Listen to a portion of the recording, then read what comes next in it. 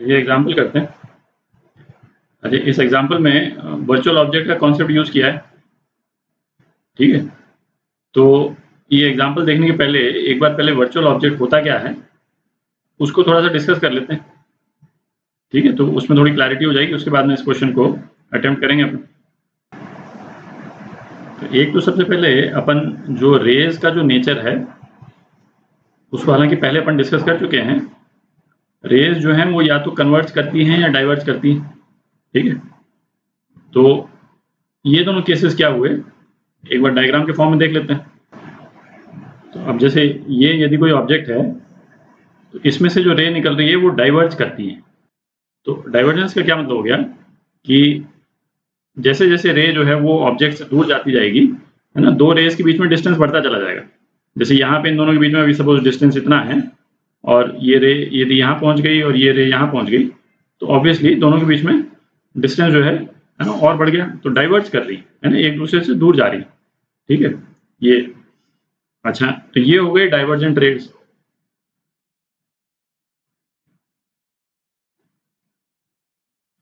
अच्छा, अब ये नीचे वाला केस देखें। ये रियल इमेज के केस में हमने इस तरह का देखा था कि रेज जो है वो एक पर्टिकुलर पॉइंट पे कन्वर्ज करती हैं जहाँ पे इमेज बनती है, रियल इमेज बनती है, जिसको हम ऐसे स्क्रीन लगा करके हम कैप्चर कर सकते हैं। तो इमेज ये रेज यदि एक जगह पे जा करके मीट करें, ठीक है, तो इस तरह की रेज जो है इनको हम कन्वर्जेंट रेज बोलते हैं। ठीक है, अच्छा, अब जो है वो अपन ने ऑब्जेक्ट और इमेज किस किस टाइप के देख चुके हैं अपन। ऑब्जेक्ट और इमेज, ऑब्जेक्ट तो अभी तक अपन ने जितने देखे हैं सारे रियल ऑब्जेक्ट्स देखे हैं। ठीक है, इमेज जो है वो हमने रियल इमेज भी देखी और वर्चुअल इमेज भी देखी, प्लेन मिरर के केस में भी और कनकेव मिरर के केस में भी। तो ऐसे करते हैं, दो डायग्राम बनाते हैं जिसमें एक में वर्चुअल इमेज और एक में रियल इमेज, फिर थोड़ा सा डिस्कशन करेंगे और फिर अपन वर्चुअल ऑब्जेक्ट के कॉन्सेप्ट पे आएंगे। ठीक है, अच्छा, ये दो केस देखते हैं, अपन पहले कर चुके हैं दोनों केस। यहाँ पे ये वर्चुअल इमेज बन रही प्लेन मिरर के केस में और यहाँ पे जो है वो एक रियल इमेज बन रही। ठीक है, अब ये जैसे यदि मिरर वाला केस देखें, हम कनकेव मिरर वाला केस देखें, तो इस केस में ऑब्जेक्ट डिस्टेंस क्या है, ये ऑब्जेक्ट डिस्टेंस है। ठीक है ना, ये यहाँ तक, सॉरी, यहाँ तक रहता है, पोल तक रहता है। ठीक है, और इमेज डिस्टेंस क्या है, ये इमेज डिस्टेंस है। अच्छा, मिरर फॉर्मूला में ऑब्वियसली यदि हम इस वाले केस में ऑब्जेक्ट डिस्टेंस और इमेज डिस्टेंस यदि इंटरचेंज कर दें तब भी रिजल्ट तो सेटिस्फाई होगा ही, क्योंकि उसका मतलब बेसिकली क्या निकला कि ये ऑब्जेक्ट हो गया है और ये इमेज हो गई। पर जैसे इस वाले केस में हम इसी को ऑब्जेक्ट मानते हैं और इसको इमेज मानते हैं, तो डिस्टिंक्शन क्या हुआ। ठीक है, तो इसमें बेसिकली पॉइंट ये है कि, और ये वाला जो पॉइंट है वो जैसे जब अपन बाद में रिफ्रैक्शन करेंगे है ना, उसमें भी वो वैलिड होगा कि ऑब्जेक्ट जो है वो हर टाइम इंसिडेंट रे से रिलेटेड रहता है। तो इंसिडेंट रे इसमें कौन सी हुई, ये वाली हुई, और ये ग्रीन वाली जो जा रही। ठीक है, तो हम ये कहेंगे कि ये वाला जो ये जो रेड है ना, ये हमारा ऑब्जेक्ट है। ठीक है, ये तो चूंकि सिंपल केस है तो इसलिए ये ऑब्जेक्ट ऑब्वियस है। जब एक या एक से ज़्यादा मिरर्स वगैरह फिर यूज़ करेंगे तो, और जैसे वर्चुअल ऑब्जेक्ट्स जब आएंगे, जैसे इस वाले केस में भी होगा, तो उसमें बहुत ऑब्वियस नहीं रहता है। तो प्रिंसिपल ये रहता है कि इंसिडेंट रे से रिलेटेड ऑब्जेक्ट रहता है और ये येलो वाला जो है ये इमेज है कि नहीं, ये रिफ्लेक्टेड रे से रिलेटेड होगी। तो ये किससे बनी है, रिफ्लेक्टेड रे से बनी है ना, ये दोनों रिफ्लेक्टेड रेज हैं। इमेज जो है वो रिफ्लेक्टेड रे से बनी है, उससे एसोसिएटेड है। अब इसी तरह से हम मिरर में भी देख सकते हैं। ठीक है, इसमें इंसिडेंट रेज कौन सी हुई, ये इंसिडेंट रे। ठीक है, तो ये जो है इंसिडेंट रे ऑब्जेक्ट से रिलेटेड है। ठीक है, ऑब्जेक्ट से निकल रही है बेसिकली। ठीक है, और अब जैसे ये जो रिफ्लेक्टेड रेज हैं तो ये भी डाइवर्ज ही कर रही है ना, ये इमेज से निकलती हुई नजर आ रही है, कन्वर्ज तो कर नहीं रही है ना, डाइवर्ज कर रही, पर चूंकि ये रिफ्लेक्टेड है इसलिए ये इमेज से रिलेटेड है। ठीक है, अच्छा अब हम क्या करें कि यदि इस मिरर के केस में रेस का डायरेक्शन में रिवर्स कर दूं, ठीक है, तो कैसा दिखेगा, बनाते हैं एक बार जरा, या इस वाले मिरर को मैं हटा देता हूं, ठीक है, और यहीं पे ये मिरर वाले केस में रे का डायरेक्शन रिवर्स कर देते हैं जरा। अच्छा अब अपन इस वाले केस को देखते हैं, इसमें रेस का डायरेक्शन मैंने रिवर्स कर दिया, ठीक है, तो इसमें इंसिडेंट रे कौन सी है, ये है इंसिडेंट रे, और रिफ्लेक्टेड रे क्या हुई, ये रिफ्लेक्टेड रे हुई।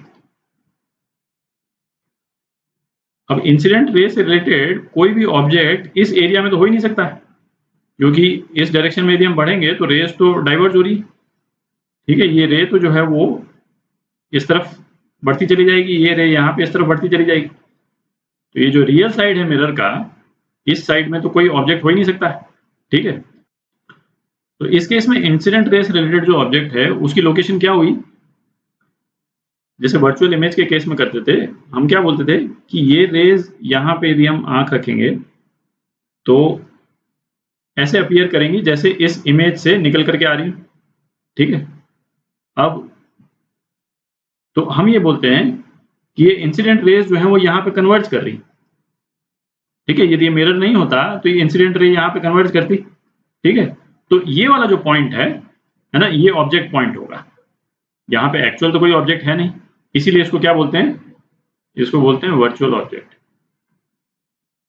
ठीक है। क्यों, क्योंकि ये वाला पॉइंट जो है वो इंसिडेंट रेज से रिलेटेड है, ठीक है, और एक्चुअल में कोई ऑब्जेक्ट है नहीं यहाँ पे, ठीक है, ये मिरर नहीं होता तो ये रेज जो है वो यहाँ पे जाकर के कन्वर्ज करती, बस यही है, और इसीलिए इसको हम वर्चुअल ऑब्जेक्ट बोलते हैं, ठीक है, इमेज नहीं है, ऑब्जेक्ट है। और रिफ्लेक्टेड रेज के से रिलेटेड कौन सा पॉइंट है, ये वाला पॉइंट है ना, और ये तो इसीलिए इस वाले पॉइंट को हम क्या बोलेंगे, इमेज, ठीक है। और यहां इस इमेज से एक्चुअल में रेज पास कर रही, ठीक है, तो ये रियल इमेज हो गई।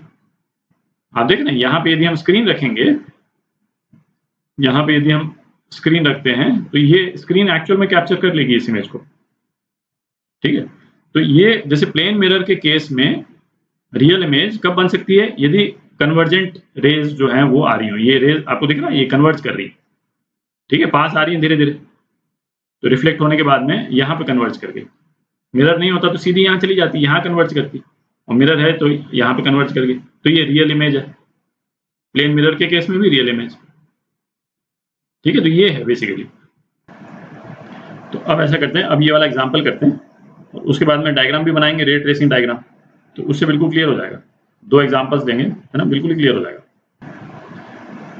अब ये वाला क्वेश्चन करते हैं, कन्वेक्स मिरर का रेडियस ऑफ कर्वेचर 20 सेंटीमीटर दे रखा है, इसका मतलब फोकल लेंथ उसकी कितनी है, 10 सेंटीमीटर, मैग्नीट्यूड जो है फोकल लेंथ का 10 सेंटीमीटर, मतलब ये जो डिस्टेंस है, ये डिस्टेंस ये 10 सेंटीमीटर है, ठीक है, और कन्वेक्स मिरर की फोकल लेंथ हमारे साइन कन्वेंशन के अनुसार कितनी हम लेते हैं, माइनस में लेते हैं, तो -10 सेंटीमीटर, ठीक है। अच्छा क्या पूछा है, the position of image if rays converge at a point 5 centimetre behind the mirror, मतलब इस वाले पॉइंट पे रे कन्वर्ज कर रही है पहले वाले केस में, ठीक है। तो कराते हैं, रेज को कन्वर्ज कराते हैं, तो ये हमने 2 रेज बना दी, ठीक है, ये दोनों रेज जो हैं वो इस वाले पॉइंट पे कन्वर्ज कर रही, और ये डिस्टेंस जो है वो हमको कितना दे रखा है, 5 सेंटीमीटर दे रखा है, ठीक है। हमको 2 ही रेज चाहिए, कोई भी है ना ऑब्जेक्ट या इमेज बनाने के लिए हमको 2 ही रेज चाहिए, तो एक ये ले ली और एक जो है बिल्कुल अलोंग द एक्सिस ले ली। डिस्टिंक्शन रखने के लिए मैंने इसको इस प्रिंसिपल एक्सिस से थोड़ा सा ऊपर बनाया, बट ये एग्जैक्टली प्रिंसिपल एक्सिस के ऊपर ही है, ठीक है। अच्छा अब देखते हैं इमेज जो है कहाँ बनेगी, वो हम मिरर फॉर्मूला से निकालेंगे और उसके बाद में रे ट्रेसिंग करेंगे, ठीक है। तो ऑब्जेक्ट डिस्टेंस क्या हुआ, ये इंसिडेंट रेज है, दिख रहा है, ये जो है ये इंसिडेंट रेज है। ये मिरर यदि नहीं होता तो इंसिडेंट रेज यहाँ पे कन्वर्ट करती, ठीक, कहाँ कन्वर्ट करती, कन्वेक्स मिरर के 5 सेंटीमीटर पीछे, ठीक है। तो ये एक तरह से वर्चुअल ऑब्जेक्ट हो गया, जैसे अपन ने प्लेन मिरर के केस में डिस्कस किया अभी थोड़ी देर पहले, तो ये वर्चुअल ऑब्जेक्ट हो गया, वर्चुअल साइड पे बन रहा है। तो ऑब्जेक्ट डिस्टेंस कितना हो गया, -5 सेंटीमीटर हो गया, अपने साइन कन्वेंशन के अनुसार -5 सेंटीमीटर हो गया, है ना। ऑब्जेक्ट हमने क्या बोला था, यदि ऑब्जेक्ट रियल है तो object distance positive, object virtual है तो ऑब्जेक्ट डिस्टेंस नेगेटिव। तो हमारा ऑब्जेक्ट जो है वो वर्चुअल है, तो ऑब्जेक्ट डिस्टेंस जो है नेगेटिव हो गया, ठीक है। अब इमेज निकालते हैं, 1 + O + 1 + I = 1/f। तो साइन कन्वेंशन के साथ हम वैल्यूज डाल देते हैं, = -1/10। तो I की क्या वैल्यू हो गई, तो I की वैल्यू +10 सेंटीमीटर हो गई, ठीक है। अब इसका क्या मतलब निकला कि ये जो इमेज जो बन रही है कहाँ बन रही है, मिरर के पॉजिटिव साइड में बन रही है। तो अभी तक हमने देखा था कि कन्वेक्स मिरर के केस में सभी केसेस में इमेज जो है वो वर्चुअल साइड में बन रही थी, बट अब जब ये हमने वर्चुअल ऑब्जेक्ट यूज किया, इसका मतलब रेज जो है वो कन्वर्जेंट आ रही है इस पे, तो इमेज जो है वो रियल साइड में बन रही है। तो अब इसको ट्रेस करते हैं, है ना, अब इसको रे ट्रेसिंग से निकालते हैं, है ना, तो आपको क्लियर हो जाएगा कि ये इमेज जो है वो रियल साइड में कैसे बन रही। तो अब चूंकि देखिए जो पहला प्रिंसिपल हमारा होता था कि भाई रे पैरेलल, वो हमको अवेलेबल है नहीं, है ना, ये तो कन्वर्ज हो रहा है एक तरह से। तो पहला और थर्ड प्रिंसिपल हमको अवेलेबल नहीं है इस केस में, है ना। आप प्रिंसिपल देख लीजिए, जो मैं पहला तीसरा जो बोल रहा हूँ ये कौन से वाले की बात कर रहे हैं। तो अब हम क्या करते हैं कि सेंटर ऑफ कर्वेचर से कोई भी लाइन यदि हम खींचेंगे वो तो इस मिरर के नॉर्मल होगी, हर पॉइंट पे नॉर्मल होगी, ठीक है। तो वो लाइन खींचते हैं, तो ये सेंटर कर्वेचर से इस वाले पॉइंट पे हमने लाइन खींची, तो ये मिरर के नॉर्मल है। और क्यों नॉर्मल है, क्योंकि ये तो उस स्फीयर का सेंटर है ना जिसमें से हमने ये मिरर निकाला, तो ये तो एक तरह से रेडियस हो गया, ठीक है। तो रेडियस परपेंडिकुलर होता है सर्कमफ्रेंस के। तो अब ये चूंकि नॉर्मल है, तो यदि ये एंगल थीटा है तो इसी एंगल थीटा के बराबर यदि हम लाइन खींचेंगे तो जो रिफ्लेक्टेड रे जो है वो उस टाइप से बनेगी। तो रिफ्लेक्टेड रे बनाते हैं जरा, तो एक रिफ्लेक्टेड रे तो ये हो गई, ठीक है, ब्लू में बनाया ताकि डिस्टिंक्शन क्लियर रहे। अच्छा, दूसरी रिफ्लेक्टेड रे क्या, इसी रे को वापस लौटा देते हैं, ये तो यूं की यूं परपेंडिकुलर पड़ी है मिरर पे, है ना, इंसिडेंट है ना, परपेंडिकुलरली इंसिडेंट हुई है तो परपेंडिकुलरली वापस चली जाएगी, ठीक है। तो ये तो सिंपलेस्ट है। तो एक रे को यहाँ से वापस लौटा देते हैं, 2 रे हो जाएगी तो हमारी इमेज आ जाएगी।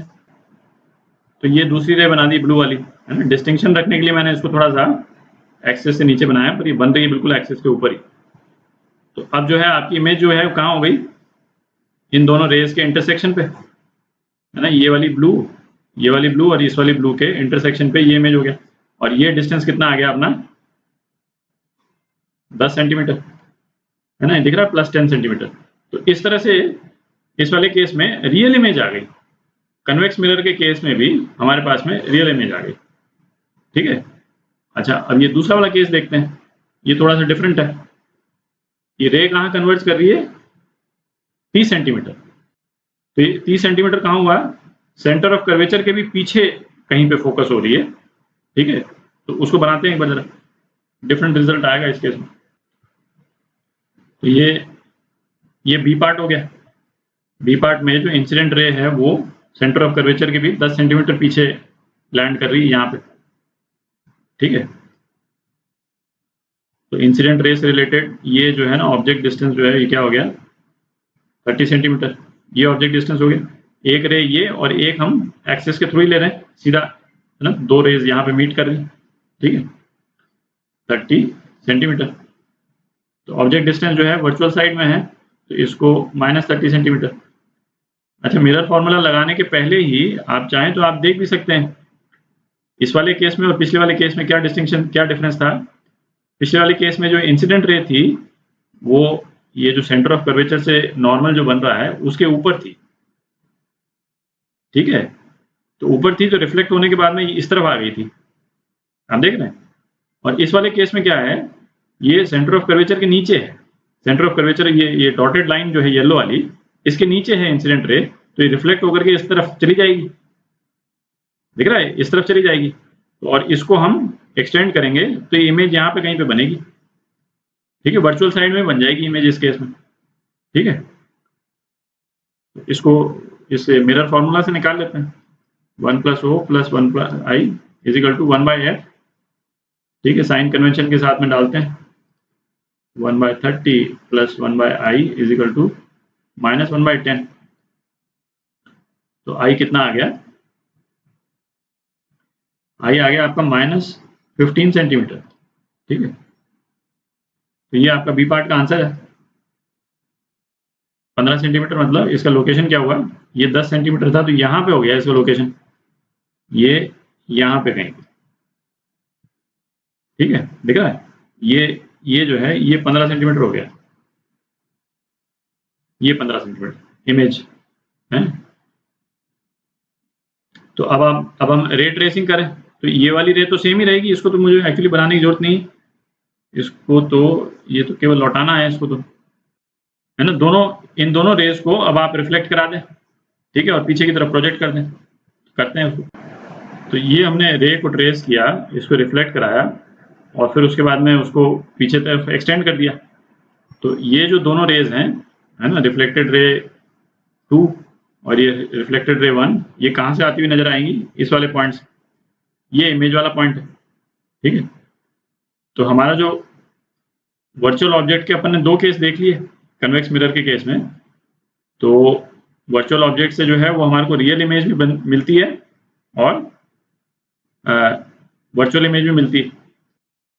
जो इंसिडेंट रे जो कन्वर्ज हो रही है वो यदि कन्वर्ज करती है सेंटर ऑफ कर्वेचर के पीछे, तब तो वर्चुअल इमेज बनेगी, वो अपन डिस्कस कर ही चुके हैं, क्योंकि वो ये येलो वाली लाइन के नीचे हो जाएगी वो वाली रे। और यदि सेंटर ऑफ कर्वेचर के और मिरर के बीच में यदि कन्वर्ज करती है, ठीक है, तो वो फिर वो रिफ्लेक्ट करके और रियल इमेज बना देगी, ठीक है। तो ये वर्चुअल इमेज का कॉन्सेप्ट था और इस तरह से इसको डील करते हैं, ठीक है।